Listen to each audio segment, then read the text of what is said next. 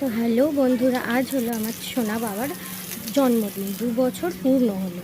সেই আজকের উপলক্ষে মেনু বাড়িতে পটল অনেকগুলো ভাজা, মানে শাক ভাজা, অতিথিকে নিমন্ত্রণ করা এখানে হয়েছিল। আলু পটল পাড়ার ছোট কিছুটা ছোট ভাজা বাচ্চাগুলো হয়েছে। খেয়েছিল। আর এখানে আলু ভাজা, পটল ভাজা, শাক ভাজা, চিকেন কষা, পাঁপড় ভাজা, মা এখানে চাটনি, পেঁয়াজ কাটছে সমস্ত কিছু রান্না বান্না করার তোড়জোড় চলছিল। সেটুকুই তোমাদের সঙ্গে আর শেয়ার মা করলাম। রান্না করছে। এই যে মুগের ডাল, আলু পোস্ত, আলু ভাজা, পটল ভাজা, এখানে চিকেন বাকি, শাক ভাজা হবে।